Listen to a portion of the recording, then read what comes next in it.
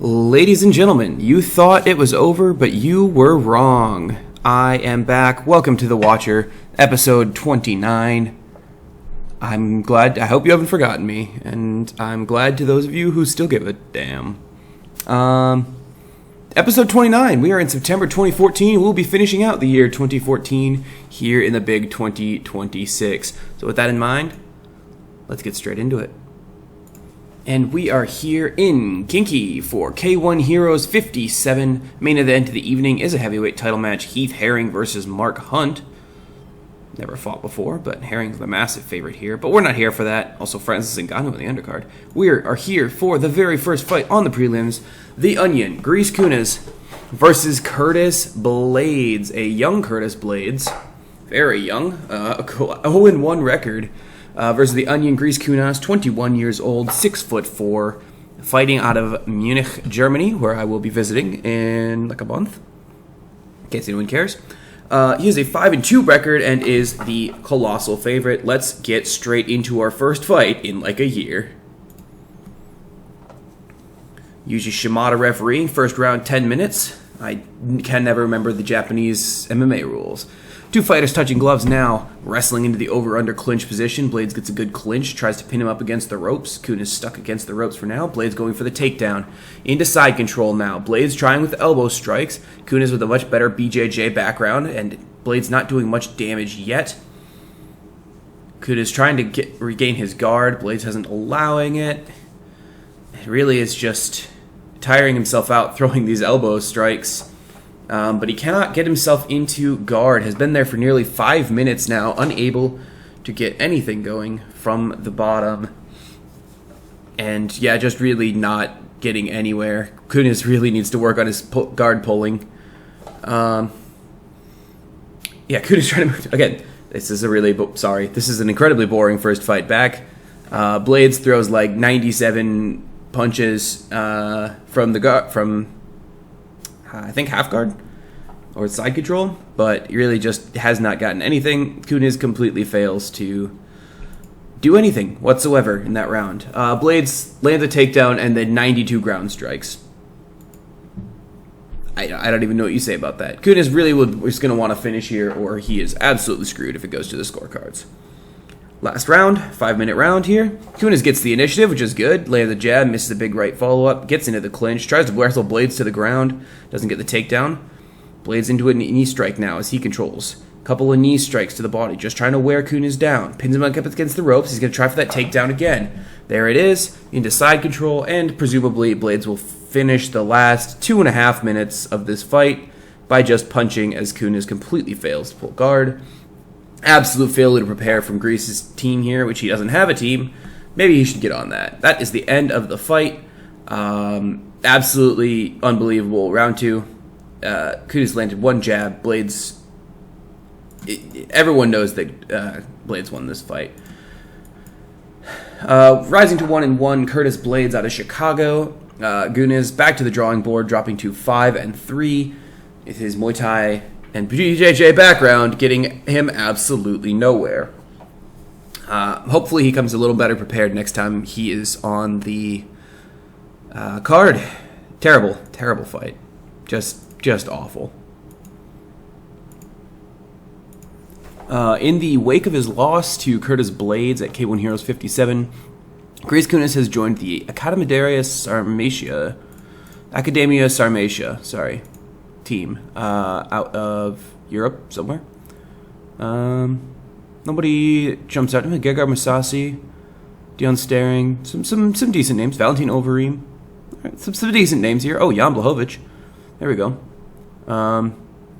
Currently contains the Cage Warrior lightweight champion and a top 25 pound for pound guy. So maybe a decent place for the Onion to learn his trade a little better, and maybe how to pull guard just one time. Quick news update here. George Joe has been booked to face Brock Lesnar at Bellator 52, McDonald versus Shields. That should, I would guess, be the co-main event of the evening. Brock is the third-ranked heavyweight in Bellator, and George is second-ranked. They have never fought before, and it is supposed to be a dead even fight. I think George has like only lost 3 times. It was all to Josh Barnett. That's right, in Bellator. He just can't beat Josh Barnett for whatever reason. But he's going to have a chance to beat Brock Lesnar, who he's never fought before, although I know Lesnar has fought other members of our Watchers Save, notably Jack Duplessis, who he beat, and Billy Willie, who he lost to in his debut. He also beat Bruno Guimas in there somewhere. So, Lesnar, 9-5, and will be facing George Joe in October. So, that'll be this video. Looking forward to that one for sure. A little more news here as we jump into October. Earl Moe has been booked to face Brennan Schaub at Strikeforce Clark vs. Pettis in November. They will be third on the main card, and they've never fought before, and Earl Moe is a slight favorite to take this one. Moe is a 11-3 record in Strikeforce. Definitely a force to be reckoned with here. Y'all didn't even see me fighting off camera to try to recover the Gmail address that was connected to the YouTube because I did not remember what it was. But it doesn't matter. Anderson got hurt. Bummer. And is no longer fighting Mike Vessel. Which is, it's probably okay. Anderson is, you know, no, he fought in, lost to Derek Lewis in the UFC, but it's actually a shame. He could have fought UFC. My bad. Well, still sad for Anderson. And we already knew about the Earl Moe fight. So let's keep samming. Ladies and gentlemen, we are here in California for Bellator 52, McDonald vs. Shields 2. But we're not here for the main event. We're here for the co-main, fat undercard. Brock Lesnar versus George Joe. We are so back. After all the prelims. We are so back. Brock Lesnar versus George the Gentleman Joe. George Joe has only lost 3 fights in his career. All 3 were to Josh Barnett. He just cannot beat Josh Barnett. Every other win of his career has been a stoppage win. He was the Cage Rage champion. He was the KSW champion. He is the champion of champions. And he's facing off against the beast incarnate, Brock Lesnar, 37 years old. Coming off 4 straight losses, he beat Jack Duplessis in Bellator and is looking to continue his win streak versus George Joe. The odds makers cannot decide who's going to win this one. Brock is a wrestler. George is a hard-nosed boxer from Scunthorpe. Let's get it on. I'm so excited for this one. Come on, Joe.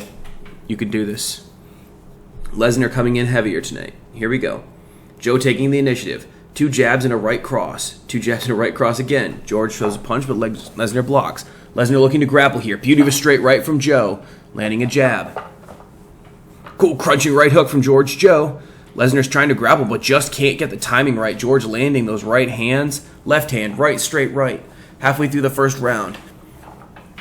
Joe is just faster than Lesnar. I'm saying Lesnar would love to take him down and try to... Oh, big right cross from Joe. Lesnar's down. George trying to ground and pound. Lesnar can't do anything about it. Heartbeat steps in. It's over. Ladies and gentlemen, your winner by TKO 3 minutes and 13 seconds into round number 1. George the Gentleman Joe. George Joe once again proves he is just a level above anyone not named Josh Barnett. Moving to 17-3 in his career, the hard-nosed boxer does it again. He stops Brock Lesnar in the first round. What an unbelievable fight. Congratulations to George Joe. Lesnar falls to 9-6 and will be facing a 1-1 record in Bellator so far. George Joe, just unbelievable. What a man. And the very same night as the Bellator show, we got a Strikeforce show. Douglas Lima versus Tyron Woodley. I don't know why I could not pronounce his name. But the undercard, we got Bruno Guimas versus Brad Imes. That should be an interesting matchup as well. Let's get to it. Again, going through the undercard. We're only here for the one. Bruno Guimas, 15-5 career record. Absolutely colossal favorite. The Hillbilly Heartthrob is almost a decade older and has 13 wins, 6 losses. The one, 15 wins, 5 losses, coming off a win over Brendan Schaub at Strikeforce, but before that lost a close title fight against Ben Rothwell. Overall, still a lot of momentum in his corner. Brad Imes is coming off of a loss to Earl Moe in December of last year. Let's get straight into it. Mixed martial arts versus Brazilian Jiu-Jitsu. Will the Portuguese man beat down the Iowa hillbilly heartthrob? Two men touching gloves. Jab from Guimas. Two weak jabs. Nice straight right from Guimas there. Imes is cut open. Guimas low kick. Landing a variety of strikes here as we start. Imes goes into the clinch though. Trying to pin Guimas against the cage, but Guimas manages to pin him back against the cage himself. Stomping hard on the foot, kneeing him in the stomach. You do not want to be pinned against the cage by Bruno Guimas, although Imes reverses it now. Trying to pin him down. Not much action there. The referee stops them, and they start separate again. Imes trying to pin Guimas against the cage now, manages it. Referee checking the cut, says it's okay. They restart with 30 seconds left. First round at least. Guimas hits a right hook and reopens the cut immediately. When Guimas hits a left hand, Imes hits a 1-2 just as we hit end of round number 1. Let's check the statistics. Guimas landed 11 jab punches, 2 jab kicks, and 2 jab knees. Imes content with his 18 jab punches so far. We'll call it roughly even, I think. They think that Guimas took it. No problem there. Guimas knows it's his fight to lose. He is the heavy favorite here, and Imes is bleeding good. Imes tries the takedown, though, immediately gets it. Guimas is in guard, gets the submission, gets the guillotine, but Imes pops free. Imes tries to smother him now, trying to passes into side control now, firing off a handful of punches. This seems familiar. Side control, weak punches. And the bottom guy can't get into guard. Guimas, again, can't really get into guard, though they get back to their feet. Imes getting a little bit gassed here, hits a left jab, but Guimas hits a nice right hand there. Imes is hurt, 30 seconds left. Roundhouse kick to the body. They're calling it a Guimas round. He got smothered there for a while. That was a powerful kick to the body there. Or at least it was a jab, one or the other. Imes manages to get him down, hit him while he's on the ground, but can't get much of anything else. Let's get into the final round. Guimas coming in looking to strike. Imes trying for the takedown, but can't get it. Nice right cross from Guimas again. Oh, head kick from Guimas. That had to have hurt. Imes is dazed. Right hand, he's out. Oh my goodness. After I would say winning, but not dominant first 2 rounds, it was close. Guimas lands a nice right cross, and then Imes tries that left jab, right hook combo. Guimas hits him right with the head kick. Imes is stumbling here, and then a vicious right hand from Guimas drops Imes on his butt. He is out cold. What a fight. What a knockout by the one Bruno Guimas. Congratulations to him as he goes 16-5, lives up to his minus 1100 betting favorite, and gets his career back on the right track. Maybe trying to angle for another title shot soon. We will have to see, but it's looking good for the one, Bruno Guimas. Congratulations to him. Imes drops to 13-7 in his career. And we are not done. It's a big weekend. UFC 137. Cain Velasquez facing off with Frank Mir, and right underneath, a fight that could very easily be the #1 contenders fight, Andrei Arlovski versus Alex O'Reilly. And that exactly is what we are here to see.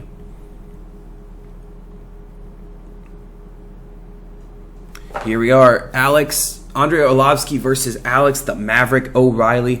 O'Reilly has been in the UFC for a long time now, fighting near the top of his game. Did come off a title fight loss against Cain Velasquez. Probably hoping for Frank Mir to win tonight so that he can, he lost to him too. So, but you know, that's how it goes. Alex O'Reilly still an excellent top of his game heavyweight fighter. He has not faced... why did I forget? He has not faced Arlovski yet in his career, I think. Yeah, but he's certainly looking forward to getting a crack at him. He's 13th ranked heavyweight in the world. Arlovski, a 17-9 record, is number 15 heavyweight in the world. Former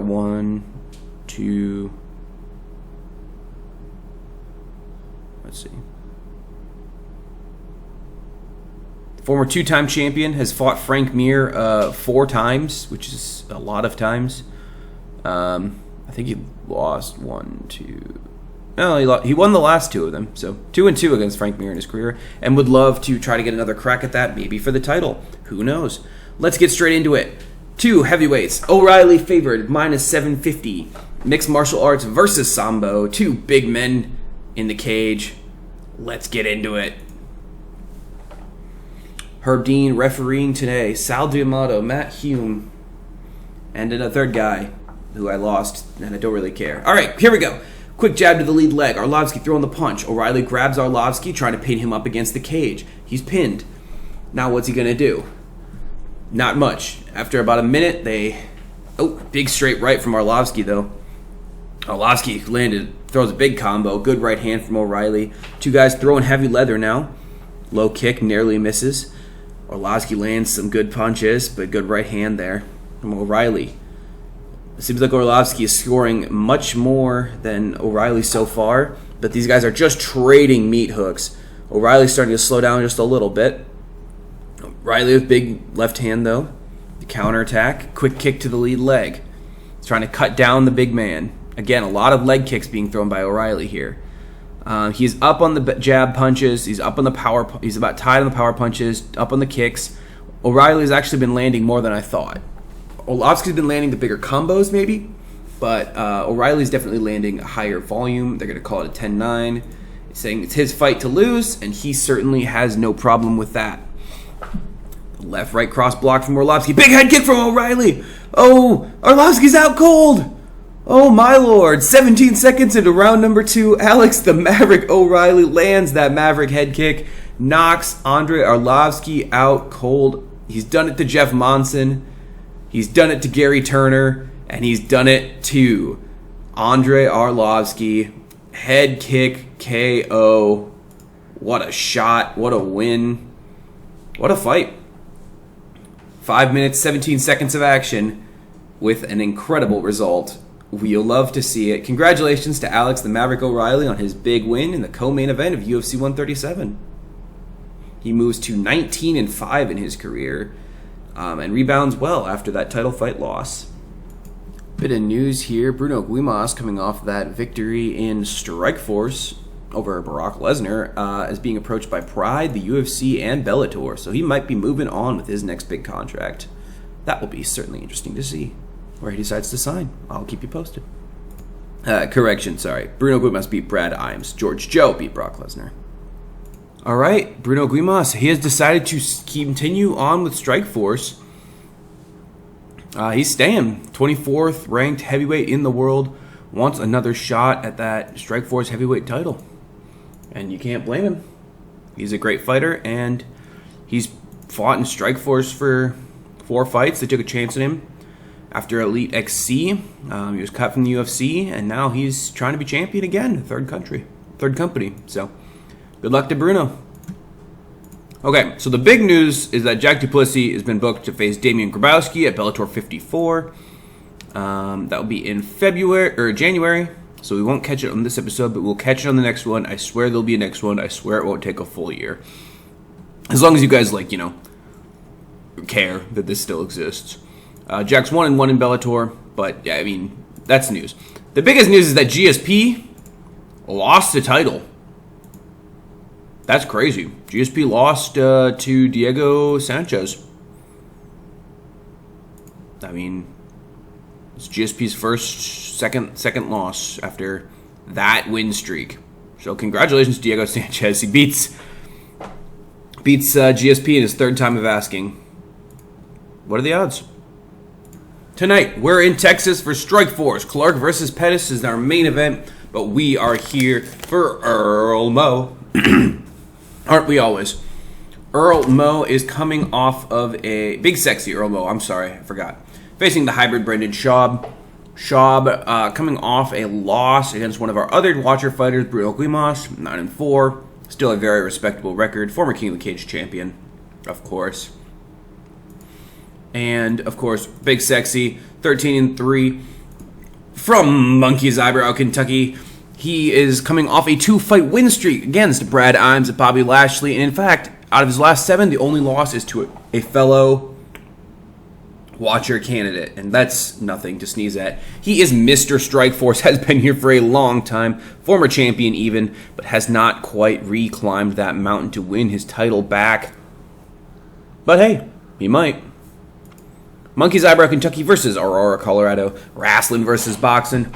And it's about even on the betting sites. Now, were there betting sites in 2014? I don't know. Whatever. Let's get to it. Herb Dean, a referee today. Schaub giving up 25 pounds to Big Sexy. He's big and sexy. Both guys meeting in the center now. Gig left hook now from Big Sexy. Right hook now. Trying to counter strike and counter strike. Mostly counter strike. Right cross. Nice right hook from Earl Mo. Both guys landing a decent amount of punches here. Schaub with the left. Mo with a 1-2. Oh, big right hook from Schaub. Mo's cut. Second half of the first round now. Off target with the jab. Connects with the right hand. Left kick to the body from Schaub. They kind of size each other up and then throw these big strike exchanges. The last two not really getting us much. Schaub takes a couple counter shots. Nothing significant so far. Mo with the right hand. Ooh, goes a leg kick from Schaub. Let's check the fight metrics on that one. Both guys just throwing jabs. Earl Mo did land a bigger power punch. Schaub with a couple of leg kicks to balance it. They're saying Schaub just about edged it, but it was close. Cutman goes to work on Mo. Hopefully nothing too much for him to worry about. Round number 2. Big Sexy in the hybrid. Throwing hands in the middle. Nice 1-2 from Schaub. Couple jabs and a right hook from Mo. No real damage on the next exchange. Schaub with the left to the body. Mo hits a left jab. Both guys really not finding that knockout power, that clean contact that they'd be looking for. Mo takes a nice right hook there. Left hand to the body from Schaub. This is going to be a fight of margins for sure. Right cross from Earl Mo. 60 seconds left in the second round. Schaub slowing down a bit. Big Sexy absolutely not slowing down at all. Right hook from Schaub. Right hand from Mo. That is the end of round 2.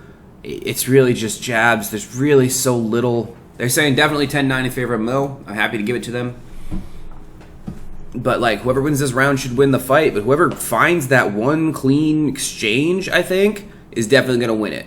Mo finally starting to get a little bit tired. Neither guy really landing solid contact again. Right hook blocked. Right hand blocked.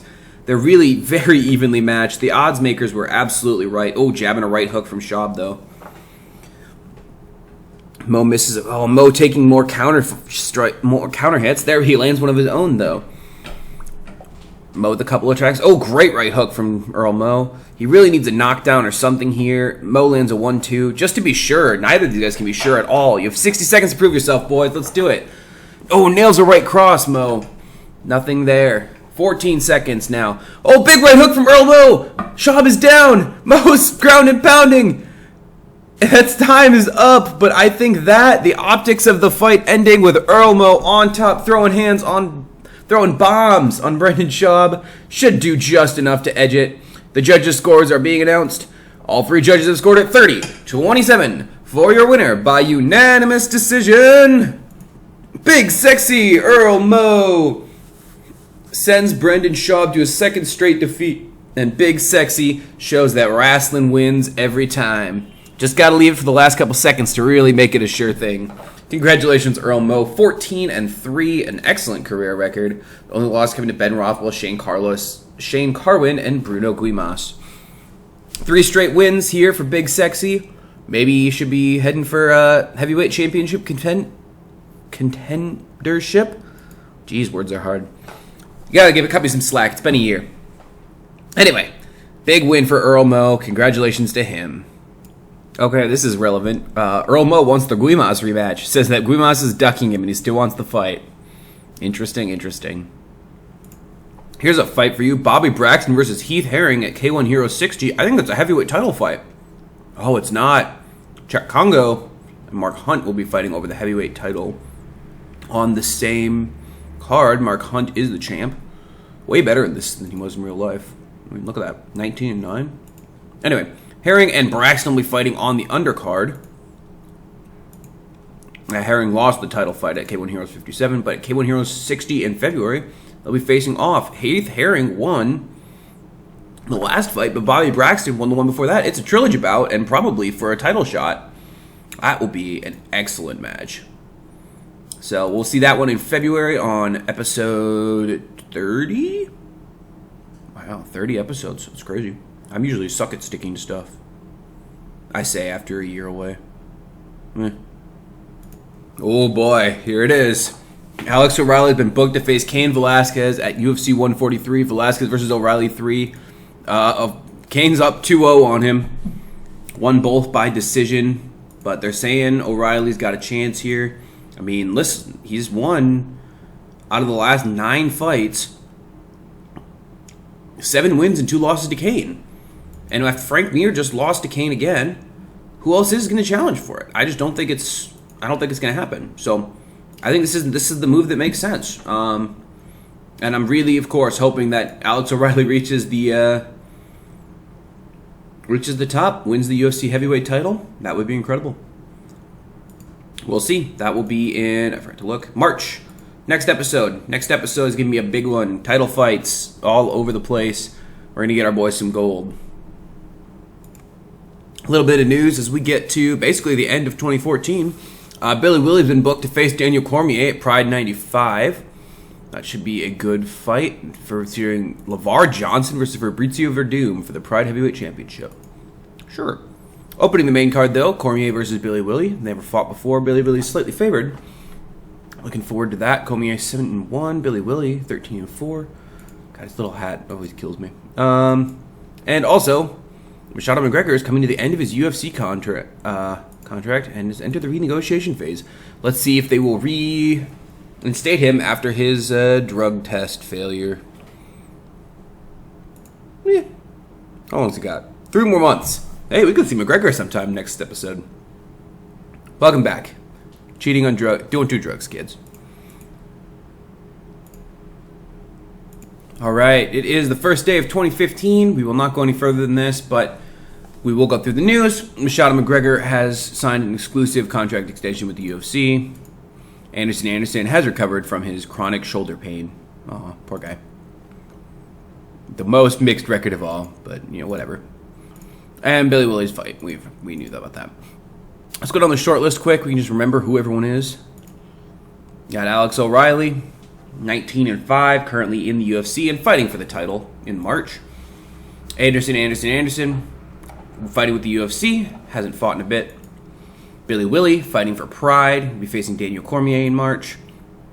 Bobby Braxton, working for K1 Heroes and will be fighting in February. The one Bruno Guimas, fighting for Strikeforce. A sexy Earl Mo, also Strikeforce man. Eric Black Power Fanga, an Elite XC fighter. Hasn't fought in a minute. George Gentleman Joe, a Bellator man. Grease Kunis, fighting for K1 Heroes. Jack Duplessis, fighting at Bellator and will fight next in January. Machado McGregor, a UFC fighter. And, when his drug suspension's over, he'll get another fight. 2 months, 3 weeks. Ron Francis Jr., a Pride fighter, and will be facing Sergey Karatonov at Pride Bushido in February. And that is the list. Everyone's still fairly active. Anyway, thank you to everyone who remembered me. I moved to literal Africa. It's been crazy. I have thought about this before. And I'm sorry for not getting it out. That's definitely my bad. But hopefully it won't be quite as long, huh? I'll see you guys next time. Thanks for watching.